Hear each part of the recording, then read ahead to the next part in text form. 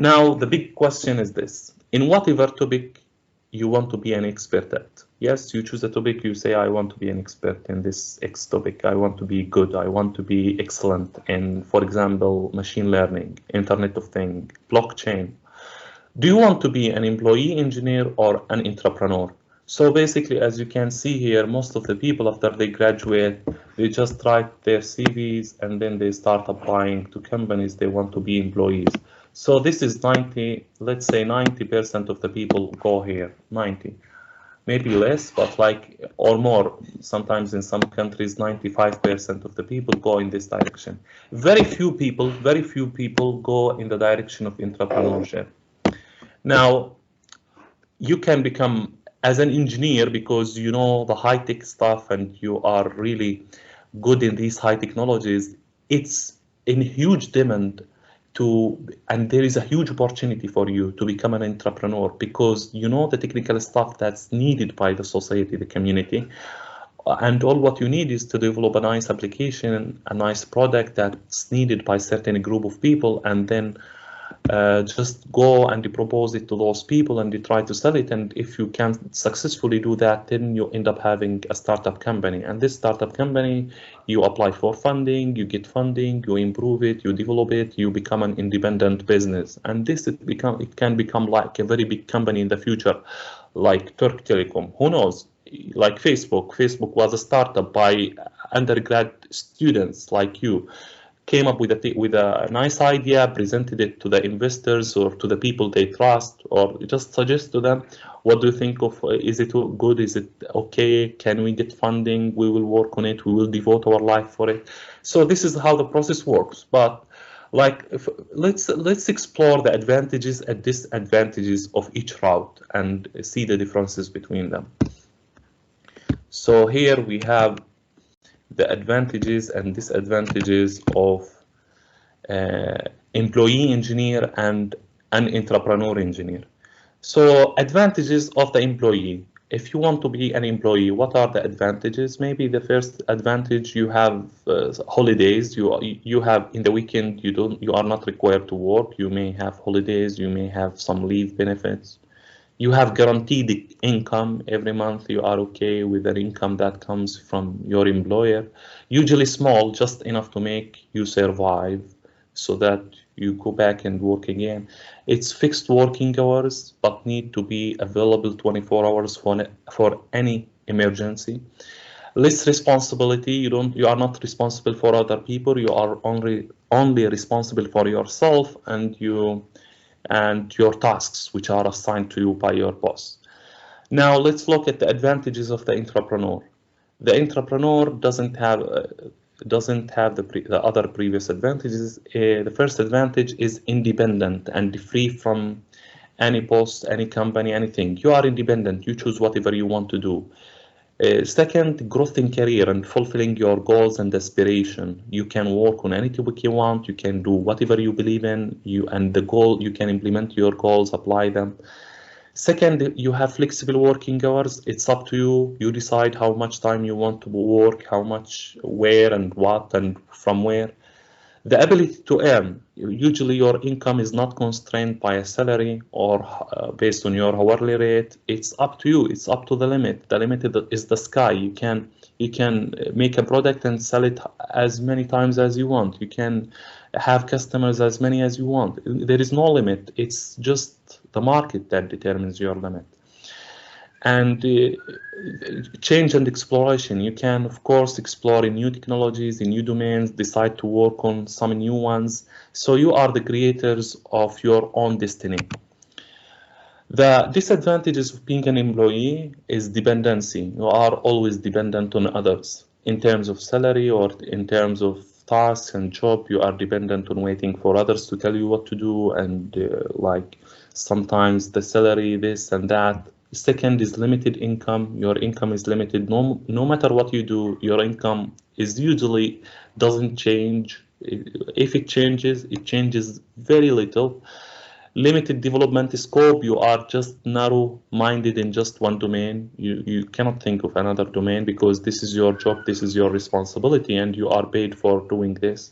No job security, of course, because at the end of the day, as an employee, based on the requirements of the employer and the demand, you can work, you can move. Especially engineers, usually they work on projects, and the projects at the end of the day has starting date and end date. So sometimes many engineers I saw, they keep jumping from one project to another. And the final one is regret of not pursuing your dreams. These are the disadvantages of being an employee. Now, coming to the disadvantages of entrepreneurship, first of all, stress, because you just believe in yourself so much, and you feel that there is a need for your idea, and your idea will work, and to make it work and to convert it to a product or to a successful business, you need to work really hard. So at the beginning, you don't have guaranteed income. You are working for free. Nobody's paying you. You are investing your time, energy, money.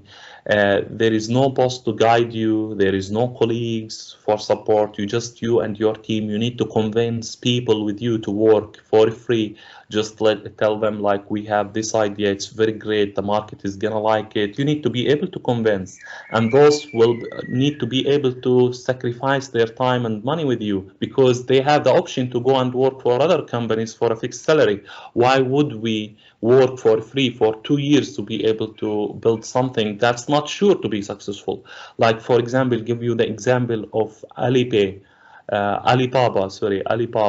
The company is everybody knows this company, and it's so successful, and it's worth $1 trillion. But at the starting of this company, there were like 30 employees. They worked for free for 3 years. They just have enough money to eat and do basic stuff in their life. They worked for free for 3 years, imagine, without getting any salary. And then when the company was successful and went public, each one of these was worth more than like $100 million.